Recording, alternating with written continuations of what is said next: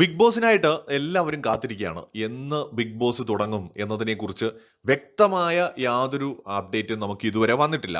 പക്ഷേ നമുക്കെല്ലാവർക്കും അറിയാവുന്ന ഒരു കാര്യം ഇപ്പോൾ ഹോട്ട്സ്റ്റാർ എന്ന് പറയുന്ന ആ ഒരു പ്ലാറ്റ്ഫോം ഇനി മുതൽ ജിയോ ഹോട്ട്സ്റ്റാർ എന്നാണ് അറിയപ്പെടുക. എന്തായാലും ഇപ്പോഴും ഡൊമൈൻ ഒന്നും മാറിയിട്ടില്ല. hotstar.com തന്നെയാണ് ഇപ്പോഴും ഡൊമൈൻ. ഇനിയിപ്പോൾ നാളെ അത് ജിയോ ഹോട്ട്സ്റ്റാർ .com എന്നാകുമോ എന്നൊന്നും നമുക്കറിയില്ല. ചിലപ്പോൾ ആയില്ല.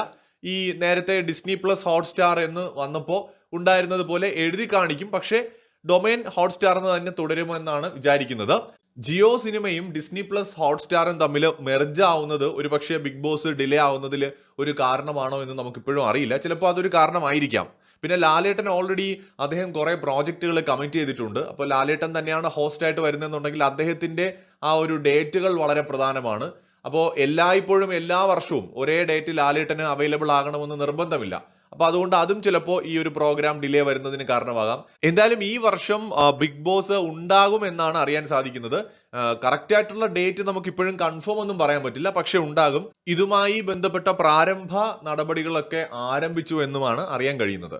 പക്ഷേ അത് ഏത് ഡേറ്റിലേക്കായിരിക്കും ആരംഭിക്കുക എന്നുള്ളത് മാത്രമാണ് നമുക്കിപ്പോഴും അറിയാത്തത്. സോ എന്തെങ്കിലും ഇതുമായിട്ട് ബന്ധപ്പെടുന്ന അപ്ഡേറ്റുകൾ ലഭിക്കുകയാണെങ്കിൽ തീർച്ചയായിട്ടും പറയാം. പക്ഷേ ഇനി മുതൽ ജിയോ ഹോട്ട്സ്റ്റാർ എന്നായിരിക്കും നമ്മുടെ ഹോട്ട്സ്റ്റാർ എന്ന് പറയുന്ന പ്ലാറ്റ്ഫോം അറിയപ്പെടുക. അതിൻ്റെ കാരണം ഇത് ജിയോ സിനിമയുമായിട്ട് സ്റ്റാർ ഇന്ത്യ മെർജ് ആയതുകൊണ്ടാണ്. സോ അതിൻ്റെ ഒരു കാലതാമസമായിരിക്കാം മേ ബി വരുന്നത്.